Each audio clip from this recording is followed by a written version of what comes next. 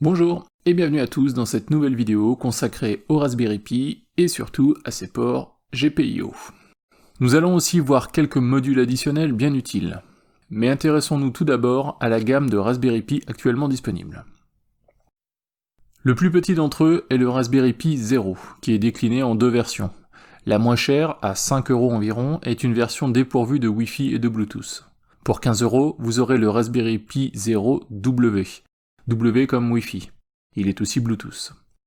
Les deux versions ont en commun leur architecture, basée sur un processeur simple cœur à 1 GHz et 512 MB de RAM. Ceux-ci ne sont pas des foudres de guerre, mais leur compacité les rend très attractifs pour des projets de miniaturisation, comme dans un GPI case par exemple. Je vous passe les vieilles versions de Raspberry Pi 1, 2 et 3A, trop anciennes et maintenant obsolètes, pour arriver directement au Raspberry Pi 3B+, qui est encore très répandu. Il est reconnaissable par rapport au Raspberry Pi 4 à son port HDMI full size. Il est équipé du processeur Cortex A53 cadencé à 1,4 GHz, qui est beaucoup plus véloce que sur les Raspberry Pi 0. Il est aussi épaulé par 1 Go de mémoire. C'est encore la base de nombreux projets Raspberry Pi car on peut maintenant le trouver sous les 30 €. Le petit dernier en date est le Raspberry Pi 4 qui est décliné en 3 versions, 2, 4 ou 8 Go de RAM. Au départ, il était sorti en 1, 2 et 4. Ils partagent néanmoins tous le même processeur, un Cortex A72 cadencé à 1,5 GHz. L'autre différence majeure avec le modèle 3 est le remplacement du port HDMI full size par deux ports mini HDMI qui permettent l'affichage Dual 4K. Les prix vont de 40 à 80 € pour le modèle 8 Go. Il y a d'autres modèles dans la gamme, comme le A+, ou le Compute Model 3+, mais ils sont moins grand public et j'ai donc choisi de ne pas en parler ici. Les trois modèles que je vous ai présentés ont en commun leur port de communication, GPIO, pour General Purpose Input-Output, en français port d'entrée-sortie à usage général. Alors, ça veut dire quoi usage général ? Ça veut dire que l'on peut faire beaucoup de choses avec ces entrées-sorties. Voici le détail des 40 ports que possèdent les trois modèles que je viens de présenter. Il y a tout d'abord les ports d'alimentation en 3,3 ou 5 volts qui servent à alimenter des appareils externes, comme les modules additionnels que nous verrons dans la suite de cette vidéo. Vous trouverez aussi de nombreux ports ground ou mass afin de boucler notre circuit électrique. Jusque-là, tout va bien. Il y a ensuite un certain nombre de protocoles de communication implémentés dans ces GPIO. Premier d'entre eux, le I2C, ou Inter-Integrated Circuit, représenté en jaune sur le schéma. Ce protocole de communication est dit maître-esclave. Seul le maître peut émettre une communication à l'attention de tous les esclaves sans retour d'information. Par contre, les esclaves peuvent toutefois passer maître lorsqu'ils veulent prendre la parole. Ce protocole est utilisé pour connecter des capteurs de température, des horloges temps réel, des écrans LCD assez basiques, etc. Second protocole, SPI, pour Serial Peripheral Interface, en bleu sur le schéma. Ce protocole nécessite plus de fils de connexion que le I2C, mais est aussi beaucoup plus performant car il s'agit d'une liaison série full duplex, c'est-à-dire que les deux parties peuvent envoyer des messages au même moment. Le même genre d'équipement peut être connecté en SPI, mais à des fréquences plus élevées. Nous pourrons par exemple connecter des écrans couleurs avec des résolutions plus importantes. Dernier protocole implémenté sur ces pins de connexion, l'UART, ou Universal Asynchronous Receiver Transmitter, en français émetteur-récepteur asynchrone universel. Il s'agit des deux ports violet clair sur le schéma.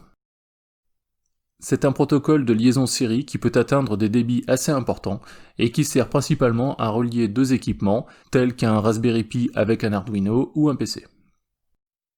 Enfin, il reste les ports classiques, appelés GPIO, en vert sur le schéma, qui peuvent être interfacés en entrée ou en sortie par programmation sur le Raspberry Pi, en langage Python par exemple. Le projet PiQuiz, développé sur cette chaîne, utilise ces GPIO afin d'interfacer à un récepteur 433 MHz.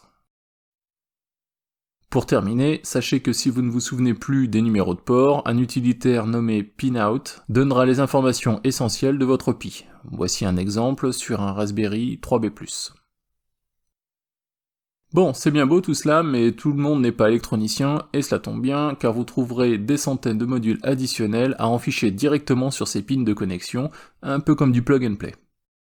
Ces modules, on les appelle les hats, ou chapeaux en français. Voici une petite sélection de modules qui pourraient vous donner des envies de bricolage ou de bidouille. Vous connaissez sûrement les servomoteurs qui équipent les avions radiocommandés, et bien sachez que vous pouvez les contrôler avec des modules cerveaux, tout comme des modules moteurs d'ailleurs. On ne compte plus sur internet les dévidoirs de nourriture pour animaux dont la trappe s'ouvre à heure fixe, ou bien les bras robots articulés à partir de ces cerveaux. Autre exemple de hâte, les écrans. Alors là, il y en a pour tous les goûts, du petit écran 2,4 pouces peu énergivore, au grand écran de la taille du Pi, en passant par les écrans e-ink, comme celui-ci. Si vous ne connaissez pas les écrans e-ink, c'est ce type d'écran qui est installé dans les liseuses numériques par exemple. Ils sont très peu gourmands en énergie et s'apparentent au rendu d'un dessin sur une feuille de papier. Passons maintenant à la musique. On le sait, le Raspberry Pi n'est pas bien doté en matière de rendu sonore. Heureusement, quelques sociétés telles que Ifiberry proposent des hats pour rajouter une véritable carte son au Pi. Pour avoir déjà utilisé ce hat dans un de mes projets, je peux vous dire que le rendu est très bon. Avec l'ajout d'un boîtier comme celui-ci, il passera inaperçu dans votre salon, relié à votre ampli home cinéma. Un module très utile maintenant, le PoE HAT. Ce module comble une lacune et devrait figurer sur tous les Pi nativement. PoE signifie Power over Ethernet, et signifie donc que vous pouvez alimenter votre Pi à l'aide d'un simple câble Ethernet relié à un switch compatible PoE. En entreprise, c'est très pratique car la plupart des switches sont PoE. De plus, ce module permettra d'avoir un refroidissement sur le Pi. Pour les amateurs de domotique, il existe une grande variété de modules relais. Il s'agit pour schématiser d'interrupteurs commandés par le Raspberry Pi. Vous pourrez même commander des appareils alimentés en 220 volts. Dernier exemple, SenseHat. Il s'agit d'un module tout en un, gyroscope, accéléromètre, magnétomètre, capteur de température, de pression barométrique et d'humidité. De plus, une matrice de 64 LED vous permettra d'exprimer votre créativité.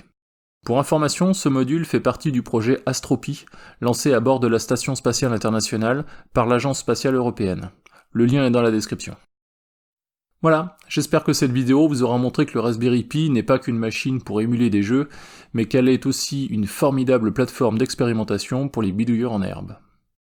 Cette vidéo vous a plu? N'oubliez pas comme d'habitude le pouce vers le haut et le lien pour s'abonner si ce n'est déjà fait.